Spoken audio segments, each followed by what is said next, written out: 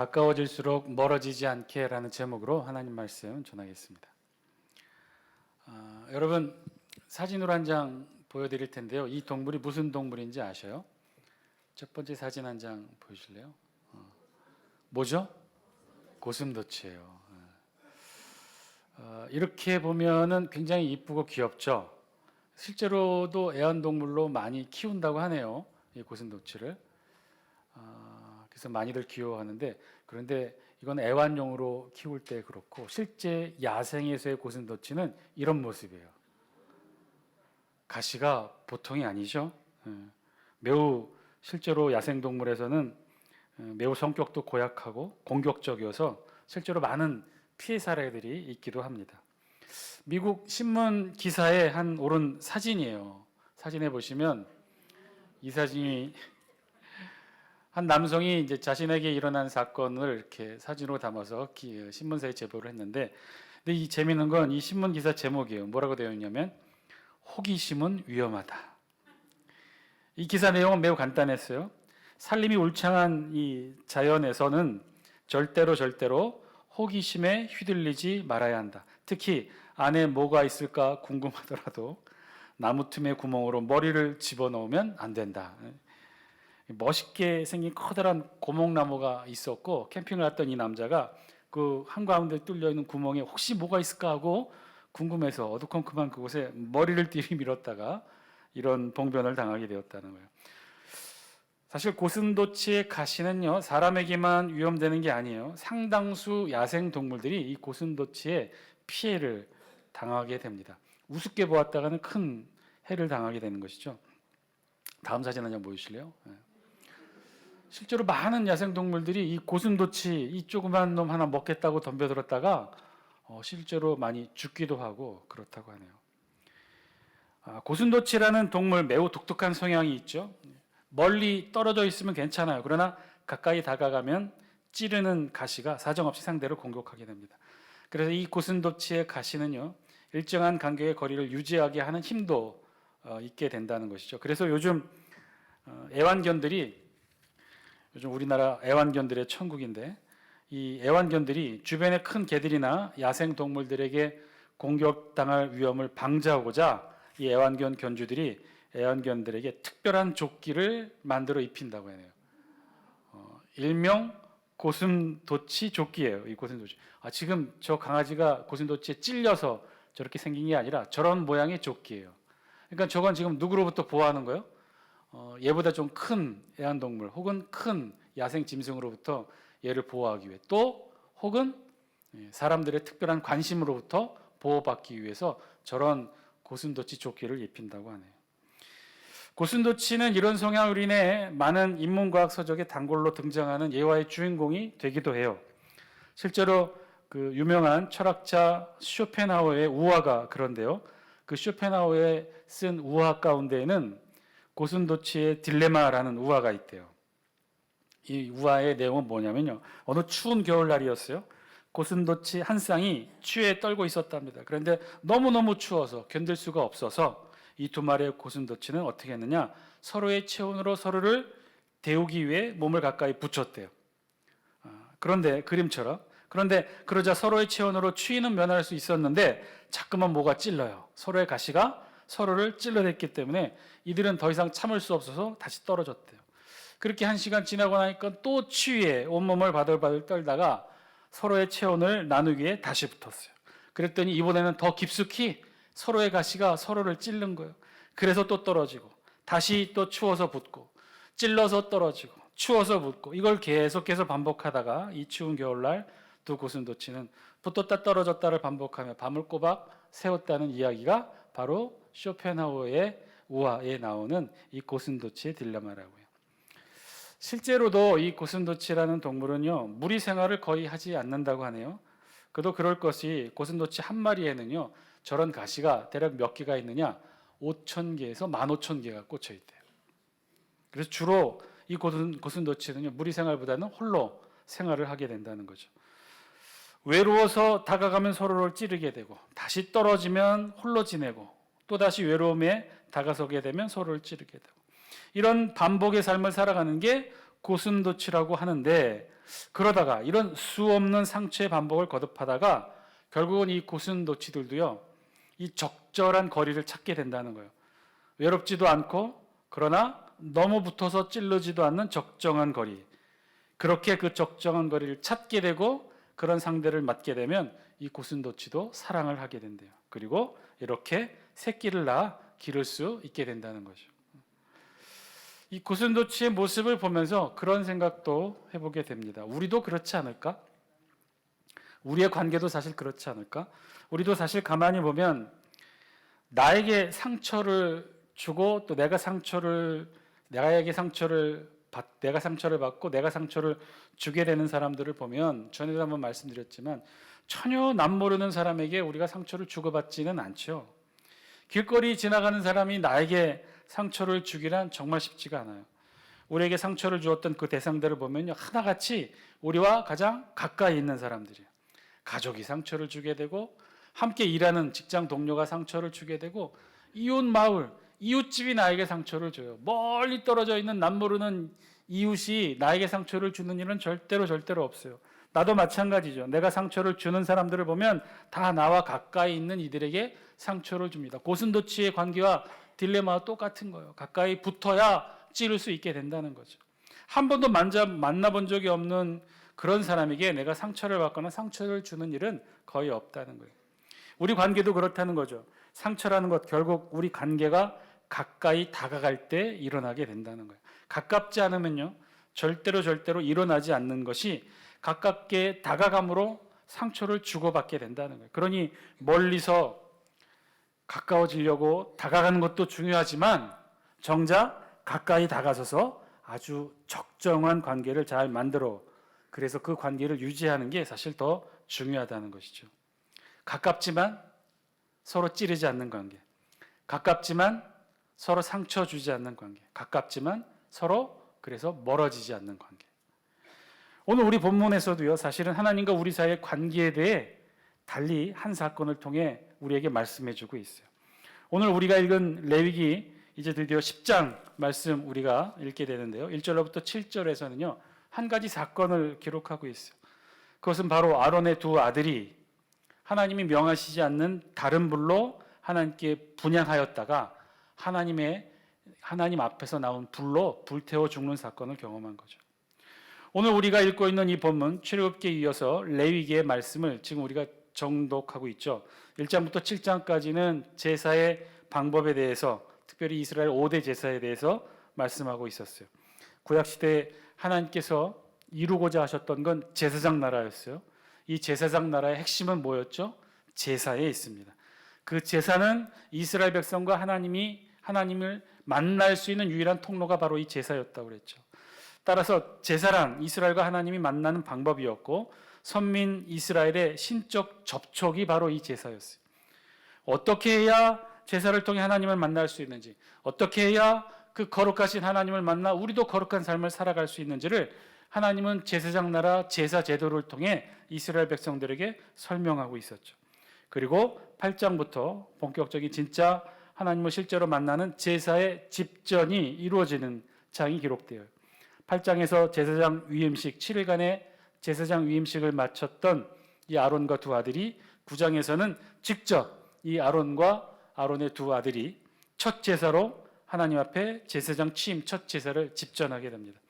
모세가 아닌 이제부터는 아론과 그 아들들이 직접 제사를 집례하게 됐던 거죠. 첫 번째 이스라엘 역사상 처음으로 모세가 아닌 그의 아들들에 의해 하나님께 드려지는 거룩한 제사를 집례하게 됐던 것, 그것이 우리가 지난 시간에 살펴보았던 9장 이 뒷부분에 있는 말씀의 내용이죠. 아론과 그 아들들은 하나님의 명령에 따라 자신들을 위한 속죄제, 번제를 드리고, 이제 백성들을 위해 속죄제, 번제, 소제, 그리고 화목제 제사를 드렸다고 그랬어요.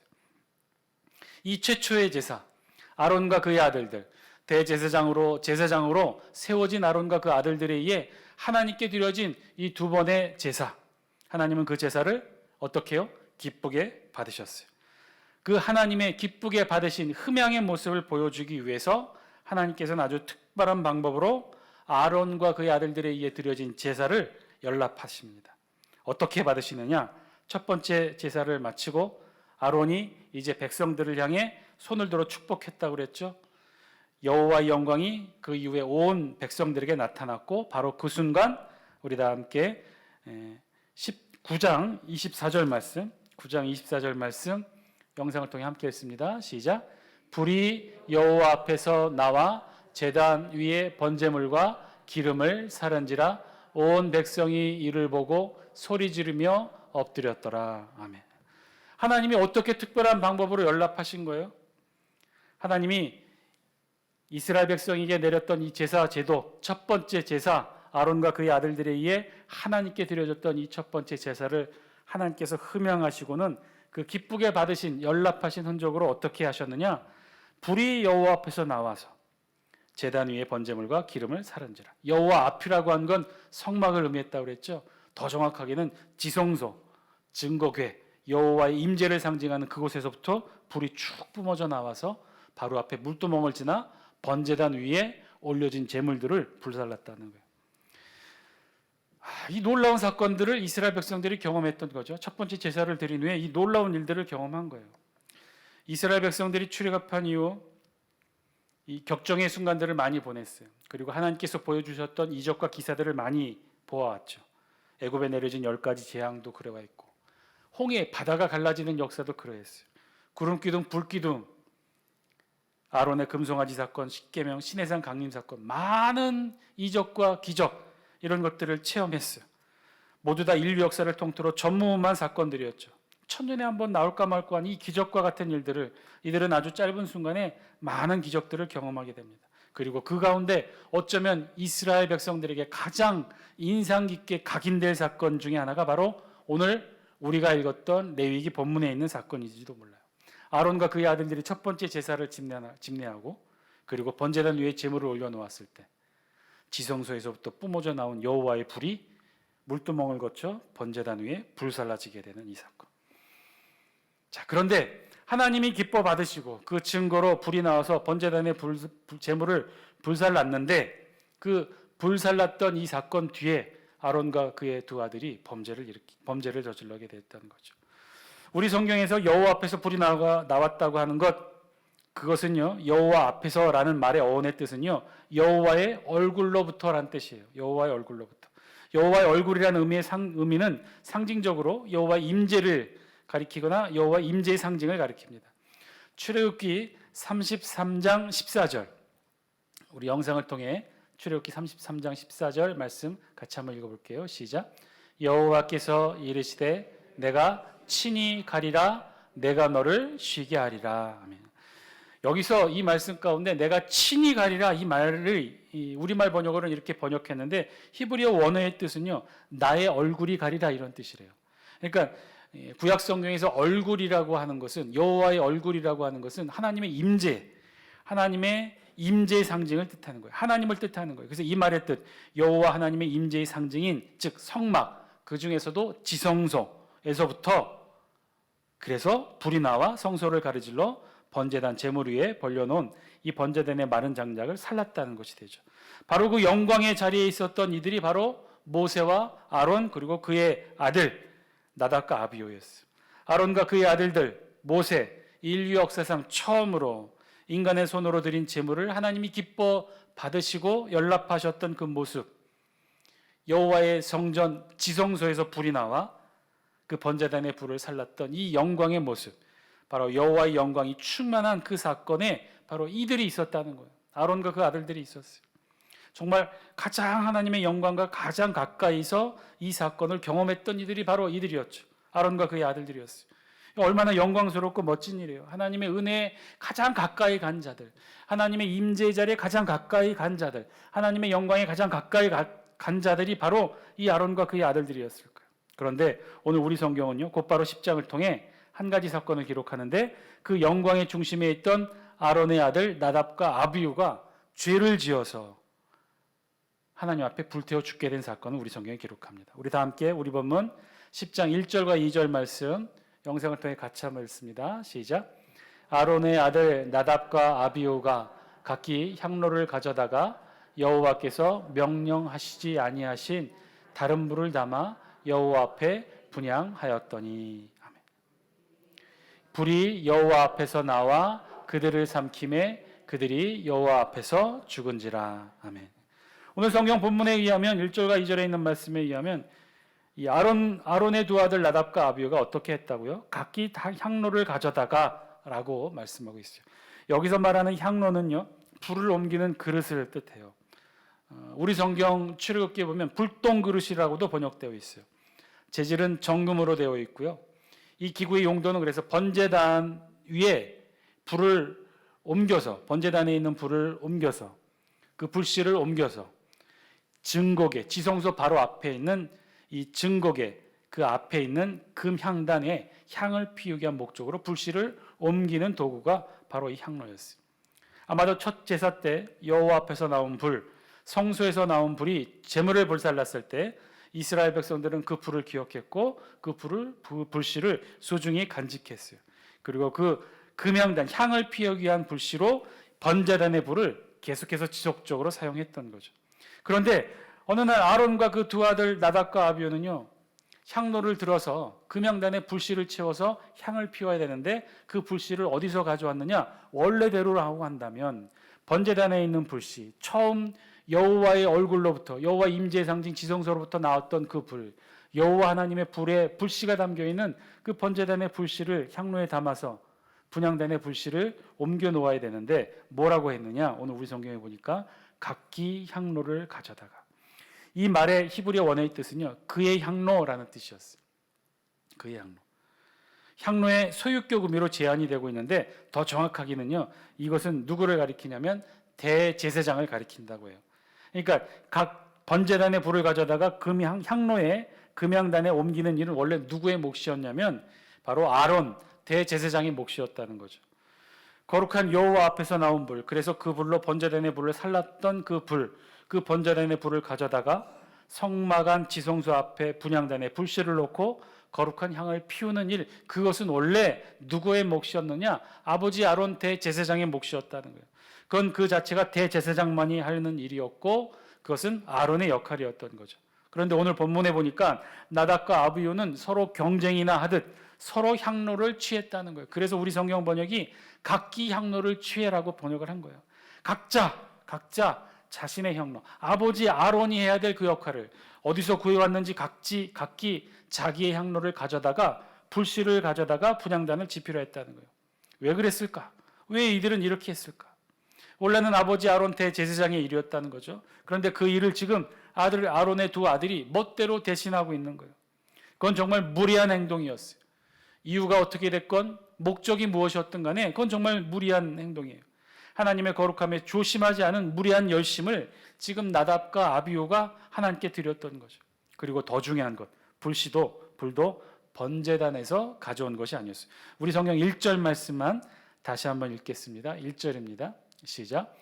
아론의 아들 나답과 아비후가 각기 향로를 가져다가 여호와께서 명령하시지 아니하신 다른 불을 담아 여호와 앞에 분향하였더니. 아멘.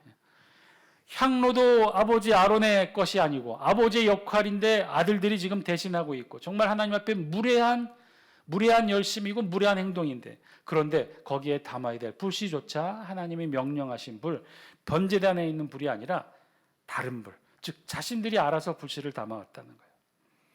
이 다른 불이라고 번역한 원어의 뜻은요, 관련이 없는 낯선 외래의 이런 뜻이래요.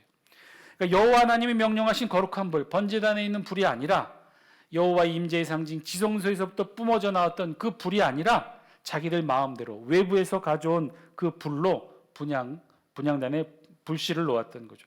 도대체 이들은 왜 이랬을까? 이 질문에 앞서 사실 본문은요, 우리에게 또 다른 질문을 주고 있는데, 그 질문은 이들이 저지른 죄, 하나님의 명령하신 불이 아닌 것으로 향을 피운 것이 그렇게 큰 죄였을까 하는 질문이기도 해요.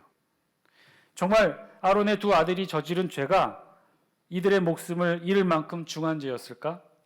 어떻게 보면 실수에 불과할 수도 있었던 일, 혹은 아주 무례하지만 이들이 지나친 열심을 다내어 아버지의 일을 대신하여 하나님 앞에 저질렀던 그런 일일 수도 있는데, 그리고 향을 피우는 일, 불씨를 나르는 일, 아주 좀 사소해 보이는 그런 일인데, 그런데 그런 일이 과연 이들의 목숨을 앗아갈 만큼 그런 중범죄였을까? 또 사실 내용을 살펴보면 다른 내용들이 있을지도 몰라요. 우리 성경이 다 기록하고 있지는 않지만, 혹은 비가 왔거나 번제되는 불씨가 약했을 수도 있지 않겠어요? 충분히 다른 대안을 찾아서 자신들이 여기 번제단에 있는 불씨로는 금향단, 여호와 지성소 앞에 있는 향단의 향을 지속적으로 피우기에는 적합하지 않다고 판단해서 더 싱싱하고 센 불이 있는 그런 불씨를 찾아서 이들이 담아냈을 수도 있어요. 또 다른 열심으로 이들이 하나님 앞에 향로에 불씨를 담아 가져온, 다른 불을 담아 가져온 이유가 될 수도 있었겠죠. 실제로 우리의 신앙의 모습도 돌아보면 우리에게도 이런 모습 있지 않습니까? 우리에게도 어쩔 수 없어서 다른 방법으로 우리의 일을 감당해왔던 적 있지 않나요? 사실 우리도 대수롭지도 않게 다른 방법으로, 목적을 이루기 위해 다른 방법으로 행한 적 많지 않습니까? 그리고 꼭 그렇게 그 방법으로만 고집해야 될 필요도 없었던 거죠. 얼마든지 상황에 맞게 다른 방법을 찾아서 그보다도 더 좋게 신속하게 목적을 이루온 적 우리에게도 있지 않습니까? 그리고 그 죄의 경중이 너무 작은 것 아니에요? 기껏해야 불씨인데, 그 불이 다른 불이면 어떻습니까? 그래봐야 불씨인데, 그보다 더 중요한 일들을 해왔는데, 성막 안에 들어가 지성소 앞에 있는 거룩한 금향단 앞에, 하나님 앞에 향을 올려드리는 더 중요한 일, 제사장으로서의 감당해야 될 더 중요한 일들이 있는데, 그런 중요한 일들을 하기 위해 아주 사소한 불씨를 옮겨야 되는 일, 다른 불씨를 옮겼던 것, 그게 그렇게 여호와 앞에서 불에 타 죽어야 될 죄가 될까요? 세상에 얼마나 많은 죄가 있는데, 얼마나 많은 큰 죄들이 있는데 기껏 이런 불씨로 불타 죽어야 했을까요? 오늘 우리 본문 이 10장 말씀에 보면요, 우리 4절 말씀 영상을 통해 같이 한번 읽어볼까요? 4절 말씀 함께 읽습니다. 시작. 모세가 아론의 삼촌 우시엘의 아들 미사엘과 엘사반을 불러 그들에게 이르되 나와 너희 형제들을 성소 앞에서 진영 밖으로 메고 나가라 하매, 여호와의 불이 나와서 아론의 두 아들 나답과 아비후를 불살라 태웠어요. 그런데 이 불살라 죽은 이 나답과 아비후를 누가 드러내야 되는데 누가 드러낼 수가 없잖아요. 그러면 어떻게 해야 되느냐? 이 아론에게는 또 다른 두 아들이 있었어요. 그 두 아들을 시켜서 이 나답과 아비후를 드러낼 수도 있었으나 하나님은 그렇게 명령하시지 않아요. 누구에게 명령했다는 거예요? 아론의 삼촌 우시엘의 아들 미사엘과 엘사반을 불렀다는 거예요. 이들은 누구였느냐? 아론의 삼촌이었어요. 지금 하나님 앞에 제사장으로, 대제사장으로 위임받은 이들은 누구였어요? 아론과 그의 아들들이에요. 아론과 그의 네 아들들이 대제사장과 제사장으로 위임받았어요. 이 아론의 삼촌 우시엘의 아들 미사엘과 엘사반은 제사장이 아니었던 거죠. 그러나 아론의 먼 친척, 직계 친척이었던 거예요. 그래서 지금 아론의 두 아들의 시신을 옮기는 일을 누굴 시켰냐면 아론의 남은 형제들, 다른 형제들을 시킨 것이 아니라 삼촌의 아들들을 시켰던 거예요. 제사장은 이 시신을 옮길 수가 없기 때문에 제사장 대신에 그러나 아론의 직계 다른 형제들에게 시켜서 이 일을 옮기게 했던 거죠. 자, 그런데 5절 말씀 우리 같이 한번 읽습니다. 시작. 그들이 나와 모세가 말한 대로 그들을 옷 입은 채 진영 밖으로 메어내니. 그런데 하나님 앞에 불살름을 당했던 이 아론의 두 아들의 모습을 보니 오늘 5절에 보니까 그 두 아들들의 옷은 멀쩡했던 것 같아요. 지금 이들이 입고 있는 옷이 어떤 옷이죠? 제사장 옷, 거룩한 제사장 옷. 하나님은 그 제사장의 옷은 상하지 않고 그러나 그 안에 있는 두 아들만 불태워 죽였던 거예요. 그러니까 이게 얼마나 신기하고 또 얼마나 두려운 일이었겠어요. 나답과 아비후가 이렇게 하나님 앞에 불태워졌다는 거예요. 그럼 도대체 왜 이들은 이런 하나님으로부터 형벌을 받고 또 왜 이렇게 전혀 다른 불을 향로에 담아 그것도 아버지 아론의 역할들을 대신해서 왜 자신들이 이 일들을 해왔을까? 왜 도대체 그랬을까? 추정컨대 우리 성경에 다 그 내용이 기록되어 있지는 않으나 추정하는 중요한 단서가 되는 본문은 9절 말씀이에요. 우리 오늘 10장 본문 9절 영상을 통해 같이 한번 읽습니다. 시작. 너와 내 자손들이 회막에 들어갈 때에는 포도주나 독주를 마시지 말라. 그리하여 너희 죽음을 면하라. 이는 너희 대대로 지킬 영영한 규례라. 단서는 확실히는 알 수 없으나 아마도 나답과 아비후 그 전날 그 영광의 순간에 참여하고는, 그 여호와의 영광이 참여하고 여호와의 성전 입구에서 불이 나온 그 놀라운 사건을 경험하고는 이 나답과 아비후 이 두 아들이 어떻게 했느냐? 술을 마셨던 것 같아요. 술에 취해 다음날 이런 실수를 저지르지 않았을까? 그래도 죽음, 이런 실수, 치기 어린 행동이 죽음을 불러올 만한 그런 죄였을까? 그래서 진짜 중요한 단서가 되는 본문은 우리 다 함께 3절 말씀 영상을 통해 함께 읽겠습니다. 3절이에요. 시작. 모세가 아론에게 이르되 이는 여호와의 말씀이라 이르시기를 나는 나를 가까이 하는 자 중에서 내 거룩함을 나타내겠고 온 백성 앞에서 내 영광을 나타내리라 하셨느니라. 아론이 잠잠하니. 아멘. 왜 이들이 이런 작은 실수로 하나님의 분노의 불에 죽어야만 했는지, 정말 어떻게 보면 작은 실수였지만 왜 하나님은 이것을 큰 죄로 여기시고 이들을 정말 불살라 죽여야 했는지, 그 분명한 이유 우리 성경 10장 3절에서는 이렇게 말하고 있어요. 하나님께 가까이 하는 자들에게 하나님은 더욱더 거룩함을 드러내시겠다는 거예요. 모세가 아론에게 이르되 여호와의 말씀이라 이르시기를 나는 나를 가까이 하는 자 중에서 내 거룩함을 나타내겠고 온 백성 앞에서 내 영광을 나타내리라. 그랬더니 3절 마지막에 뭐라고 그랬어요? 아론이 잠잠하니. 아론이 다른 변명, 억울함을 호소하는 얘기 더 이상 하지 않았다는 거예요. 아론도 그 말씀의 의미를 깨달았다는 거죠. 그 말씀의 의미가 뭐예요? 하나님께 가까이 하는 자들에게, 하나님께 가까이 다가가는 자들에게는 하나님이 더욱더 그들을 통해 하나님의 거룩함을 드러내시겠다는 거예요. 하나님은 자신에게 가까이 하는 자들을 통해 자신의 거룩함을 드러내시겠다는 거예요. 그래서 무슨 뜻이에요? 하나님께 가까우면 가까울수록, 하나님께 가까우면 가까울수록 하나님의 거룩함의 밀도와 두께는 우리에게 더 두꺼워지고 강해진다는 거예요. 하나님께 가까이 다가갈수록, 하나님께 더 친밀히 다가갈수록 우리에게 임하는 하나님의 거룩함의 크기는, 그 무거움은 더 크고 중하게 우리에게 다가온다는 거예요. 이는 달리 말하면 은혜 받고 축복받고 친밀한 교제를 누리면 누릴수록, 그래서 하늘의 은혜를 누리면 누릴수록, 그래서 우리의 신앙의 연수가 오래되면 오래될수록 하나님께서 우리에게 요구하시는 하나님의 거룩함의 정도가 더 크고 중하다는 사실이죠. 전에는 충분히 이해되고 용납되고 용서될 수 있는 일들이 이제는 그렇게 될 수 없다는 거예요. 나를 가까이 하는 자 중에서 내 거룩함을 나타내겠고 그 거룩함이 온 백성에게 미치게 하겠다. 나를 가까이 하는 자, 여러분 나를 가까이 하는 자, 오늘 성경 본문 10장 3절에 말씀하고 있는 나를 가까이 하는 자가 누구입니까? 저와 여러분 아닌가요? 매일 주의 전에 나와 기도하고 말씀 듣고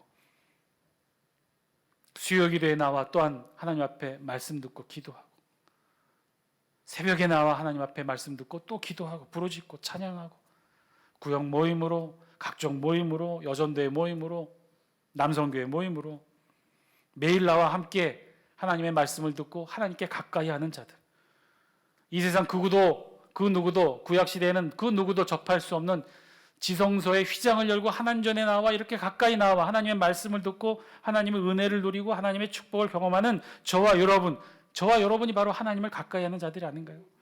여러분의 일상의 삶을 통해 그런 저와 여러분들, 늘 하나님을 가까이 하는 자들을 통해 하나님이 원하시는 게 있다는 거예요. 그게 뭐예요? 하나님의 거룩함을 드러내시기를 원하신다는 거예요. 저와 여러분들을 통해, 장수교회 성도들을 통해, 이 장수권 지역의 모든 이들에게 하나님의 거룩하심을 나타내기를 원하신다는 거예요. 우리가 누리는 은혜의 말씀, 하늘의 은혜, 기도와 은밀한 우리의 영적 교제의 시간들, 하나님과 함께 그런 영적 교제 시간들을 우리가 무한히 누리면 누릴수록 그만큼 우리에게 주의해야 될 것이 있다는 거예요. 누릴 수 있는 만큼 우리가 드러내야 될 하나님의 거룩함이 있다는 사실. 하나님과 가까이 하고 친밀해지고 하나님의 은혜를 누리고 축복을 누리고 아주 친밀한 영적 교제를 나누고, 그러면 반드시 그런 만큼, 그렇게 하나님께 가까이 다가간 만큼 우리에게 하나님의 거룩함이 묻어놔야 한다는 거예요. 하나님께 더 가까이 다가간 자들은 그래서 더 열심히, 더 성실히, 더 진실되게, 더 초심을 잃지 않고 우리의 신앙의 거룩함을 드러내는 신앙의 삶을 살아야 한다는 거예요. 특히 주의해야 될 일은 오늘 성경의 나답과 아비후처럼 하나님 보시기에 무례한 열심 주의해야 한다는 거예요. 하나님의 거룩함을 해하고 하나님의 거룩함을 가리는 무례한 열심의 행동들, 열심의 신앙의 모습들 주의해야 한다는 거예요. 작고 사소해 보일지라도 이것은 큰 죄임을 깨달아야 한다는 거예요. 나답과 아비후가 어디 가서 범죄를 저질렀습니까? 어디 가서 누구에게 해를 끼쳤습니까? 나답과 아비후도 열심히 하겠다고 아버지가 해야 될 일 대신했던 거예요.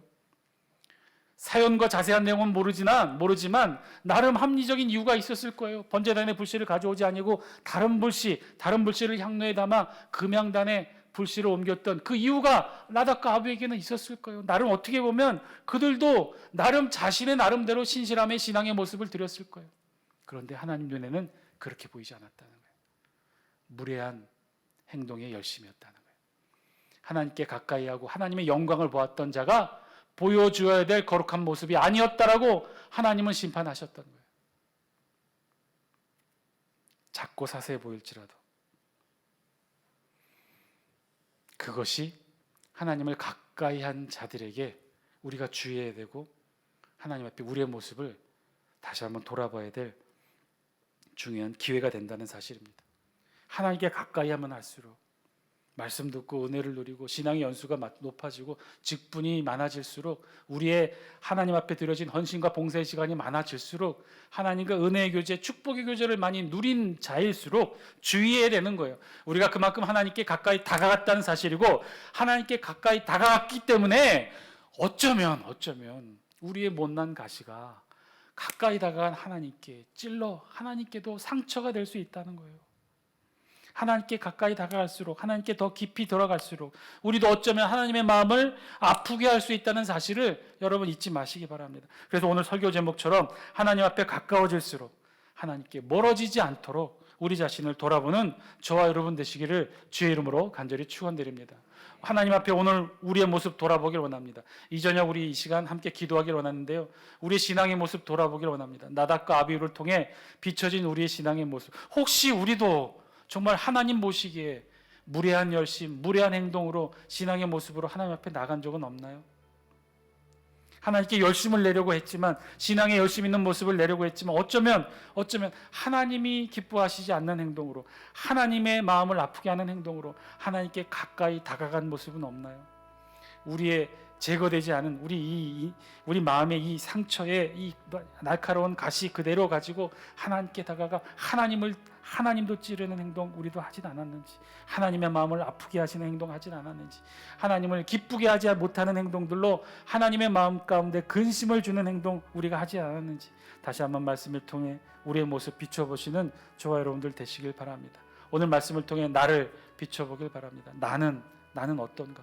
하나님께 그렇게 열심히 가까이 다가갔는데, 하나님의 은혜의 자리, 축복의 자리 그렇게 많은 시간 동안 하나님께 가까이 다가갔는데 나의 이 무례한 행동들이 하나님의 마음을 아프게 하진 않았는지, 가까워질수록 멀어지지 않게 우리의 신앙의 긴장의 끈 늘 가지고 하나님 앞에 나아가는 우리들 되게 하여 주옵소서.